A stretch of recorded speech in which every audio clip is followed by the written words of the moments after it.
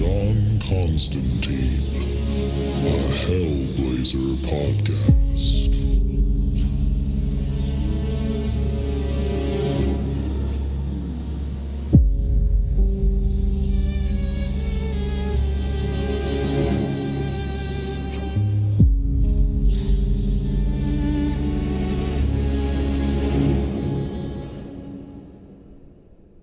Hey there, everybody, and welcome back. Before we get into the episode, just want to let you know that this is the free version of the podcast, and all that means is that we are way behind where I'm at in Patreon. So if you are loving this podcast and you need more John Constantine in your life, definitely go check us out at patreon.com/planes, trains, and comic books and sign up for the Hellblazer tier, where you'll get access to the entire Hellblazer library that I've recorded so far.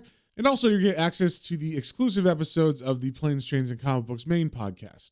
So if any of that sounds good to you, definitely go over to patreon.com/planes, trains, and comic books, all one word, and sign up there. And with that out of the way, let's get into the issue. Hey there, everybody. Before we get started, just wanted to make a quick correction on the podcast you're about to listen to. There is a character named Marge who has a daughter named Mercury, and for some reason, I keep saying that Marge is Mercury's sister, not her mother. So just know that Marge is Mercury's mother, not her sister, and whenever I say sister, I mean mother. So once again, I apologize for that. I don't know why I keep doing it, but I keep doing it. So with that, let's get into this thing. Hey there, everybody. Welcome back. Today we are reading Hellblazer number 36. And just a little catch up on what's been going on. John Constantine has come back into the life of a couple of his friends that he lost touch with a while ago. They are a mother named Marge and her daughter Mercury. And John has come across them while he is in a bad situation, as far as he is on drugs and he's all drunk. And he's like that because he's super torn up emotionally by everything that's happened in the last couple story arcs, like his dad being killed and just his friends in general always being killed. Things just aren't going very well in John's life. So being drunk and high and super down on himself, when he does find Marge and Mercury, he just goes straight for Marge, as in trying to manipulate her into having sex with him to make him feel better. And at first, Marge doesn't really want to, or if she does, she wants John to be different. She doesn't want him to be high. She doesn't want him to be all sad, and she wants him to want her in like a healthy way.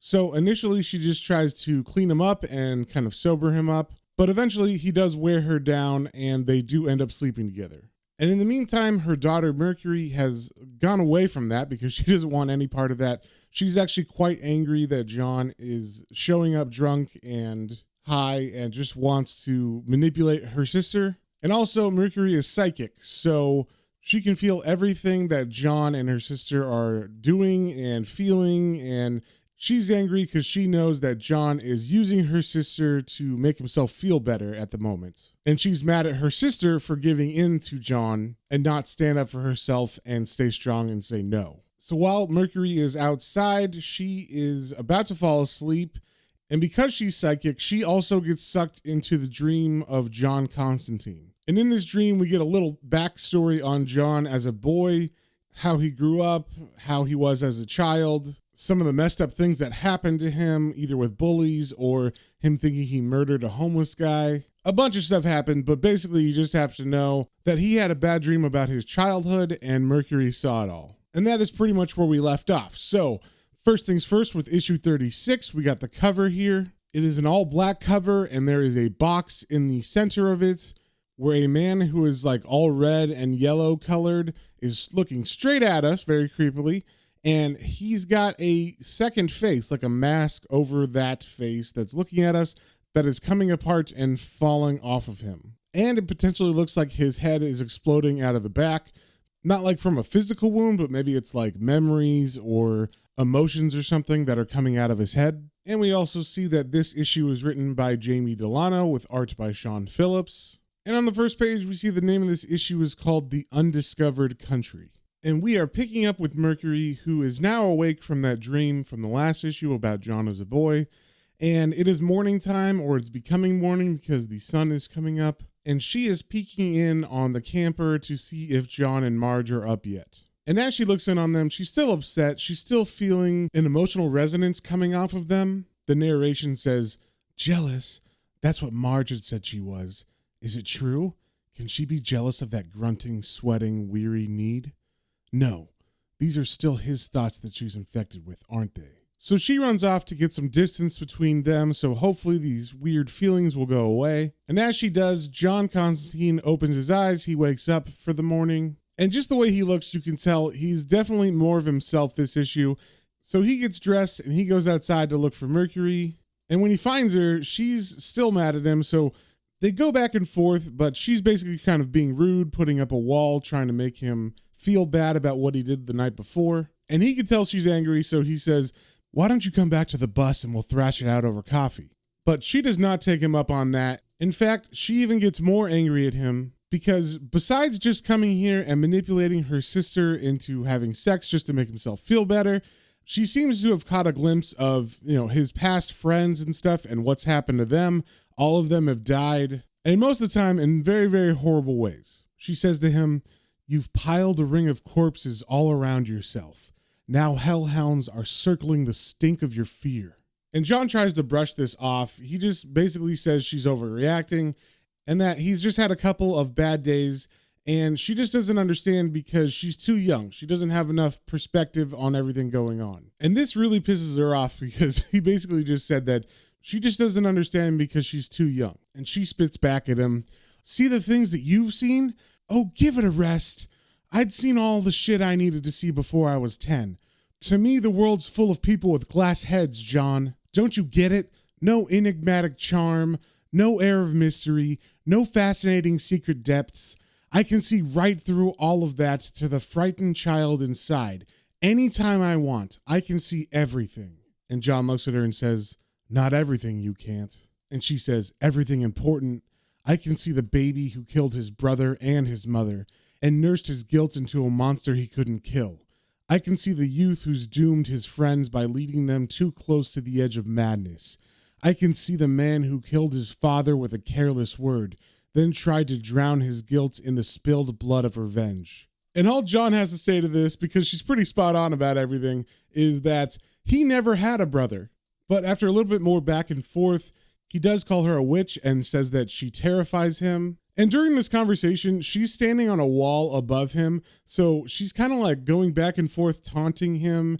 She says, "It's not me who terrifies you, John. It's what I represent that cripples you, the future." And she goes on telling him that he's scared of the past for what happened, and he's also scared of the future because it's the unknown. And he's been sticking his head in the sand by doing drugs and getting drunk, and even him having sex with Marge was a way of him hiding from his problems. And eventually John does kind of break and start yelling at her about stuff.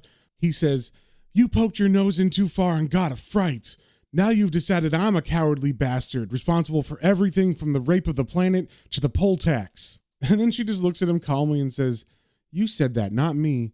I said you were paralyzed by your fear of death and hell's revenge." And I guess her not yelling back kind of calms him down and makes him realize what she's saying is kind of true. So he says, "Okay, so what? I admit it. I'm scared of dying, but I've got a right to be terrified. I don't want what's coming to me. I think I'll be going now. Say goodbye to Marge for me. I wish I could say it's been fun, but I can't. So long, kid." So basically, he's just trying to run from his problems again, and Mercury gets super pissed at this. She says, "Oh, no, you don't, John Constantine. You're not just going to walk away again. Can't you get it through your stupid head? We need you here. The only hell is how you choose to live your life now. It doesn't exist in any other form." And then we get a very cinematic shot of John looking straight at the camera like he's turned away from her, and he says, "It bloody does exist. I've been there." And then she snaps back, "Only in your warped imagination, and death is just a painless moment between lives. I can prove it. I can show you." And John is kind of like, "What do you mean you can show me?" And she explains that this is a power that she used on the people that were part of the Fear Machine story arc. And in that, she would use her powers to take the fear out of patients in this hospital. So she tells John, "I can help you get your terror in perspective. What's to be afraid of? It's just a glimpse, a little peek at death." And as he's actually rejecting her, he's saying no. She reaches out and touches him, and when she does, her astral body, I guess, pulls his astral body out of himself. And she pulls John to this plane of existence that's kind of built from John's dreams. And at first he's freaked out by this realm, but then he realizes that they're familiar. He says they're projections of the subconscious, the architecture of the imagination. And everything is super intriguing, and John is kind of overwhelmed by all the imagery and everything, so he gets distracted, but Mercury says they're not here to rake over the past, they're here to look at death. So they walk to these areas where there's these doors that have, I guess, tarot card symbols on them, and Mercury says to pick the card you feel most sympathy with. That'll show you the death most likely to result from your life so far. And John, of course, is kind of scared to go in by himself. He actually says, "Aren't you coming?" And she says no. She just pushes him in and lets him know that she will go back and guard his body because everyone has to face their death on their own. So with that, John's consciousness is transported into the future, or at least a possible version of the future. So we cut to an old man version of Constantine, and we're just kind of thrown into this world, but John seems to be kind of aware of what's going on because we're not getting, inner dialogue where he's saying like, what's going on and what's this? And he just knows what's going on in this world already.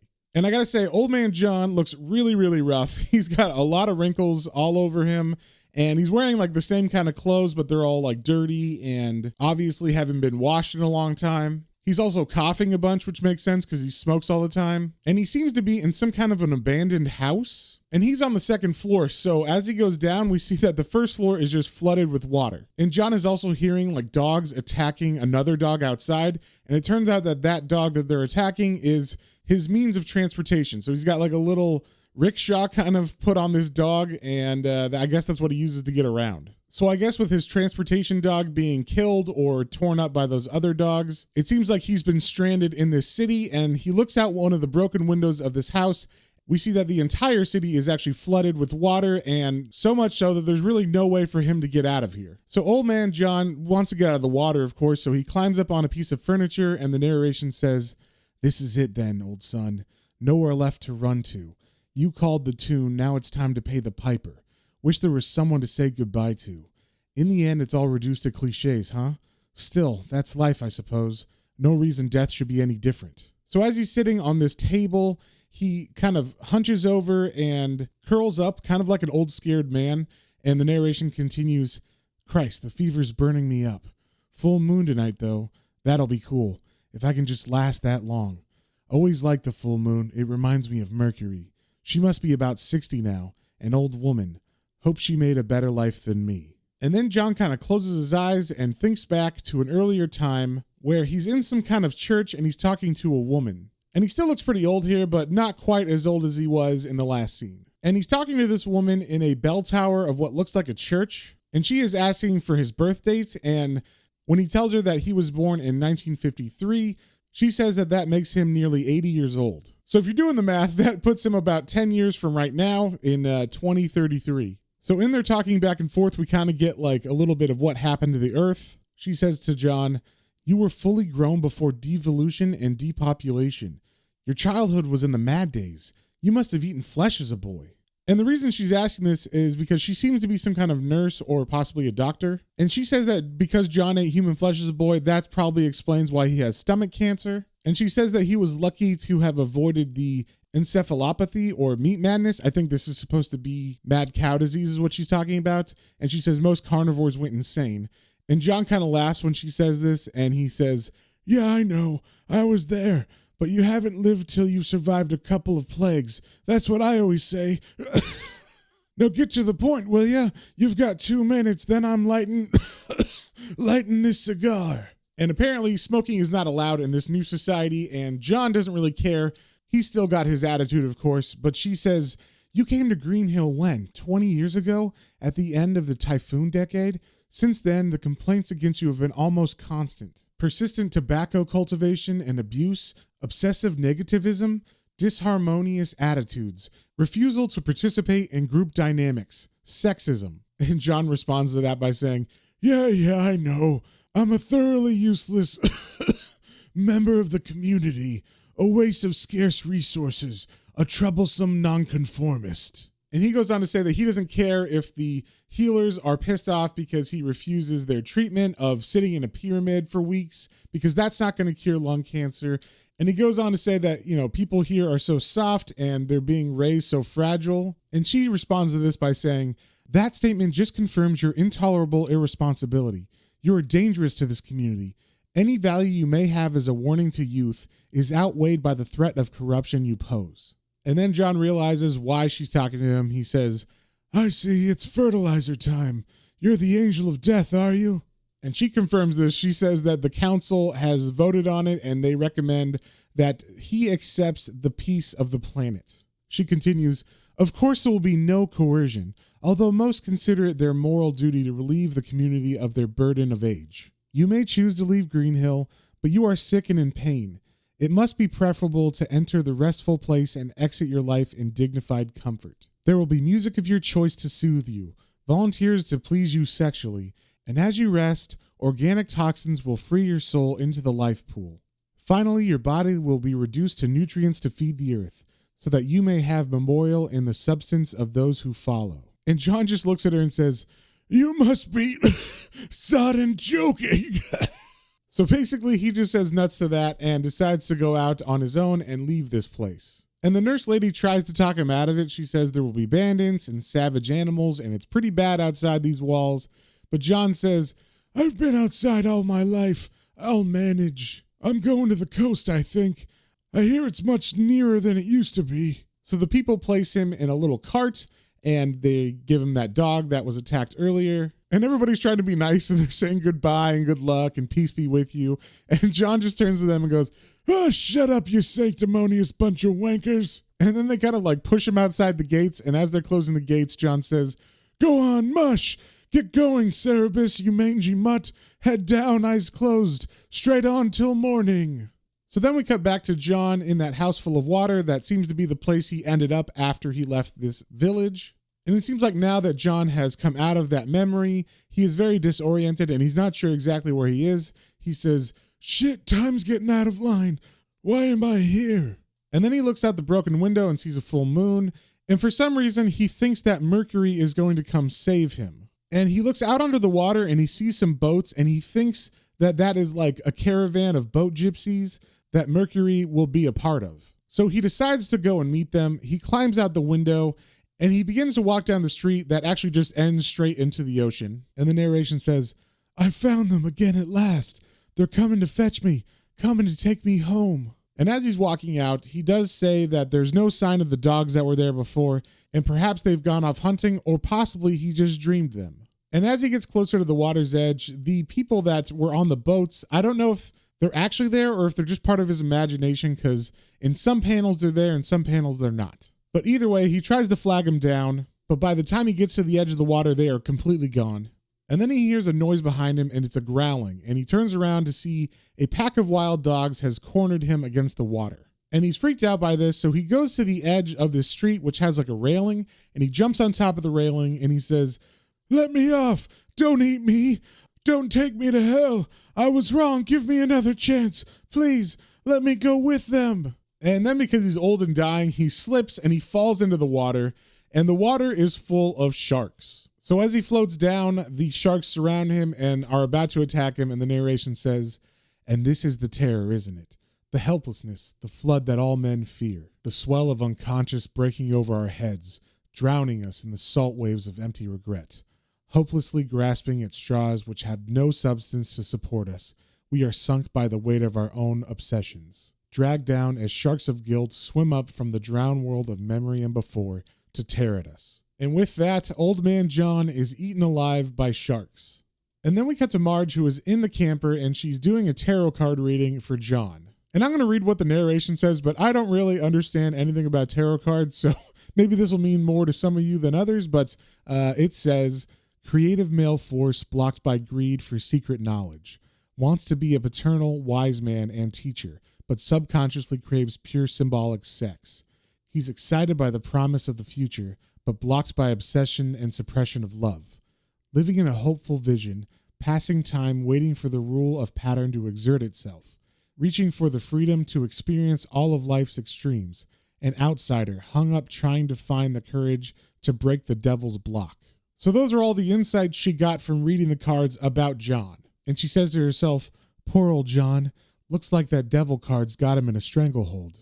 And just as she thinks that, she hears Mercury yell her name from outside, and it's very panicked, so Marge runs outside thinking Mercury's in danger, And what's actually going on is Mercury's super scared because she thinks she's killed John.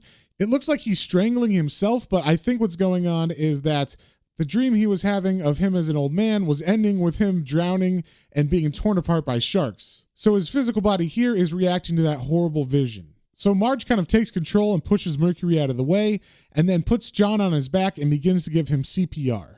And Mercury's freaked out and she's saying, I just wanted to show him. Oh, please, I'll do anything. I'll go instead. I don't want to be a murderer. And as she yells that, John actually wakes up, but he's still in some kind of disoriented state because he begins immediately strangling Marge, thinking that she was hurting him. And in these panels, he is going all out. He's like giving all his strength at strangling Marge. But luckily, Mercury is able to get over to him and she kind of holds his face and she's able to snap him out of this crazed state. And when he does, he can't believe like what's going on. He's like, what? And Mercury says, please let go of her. She just brought you back.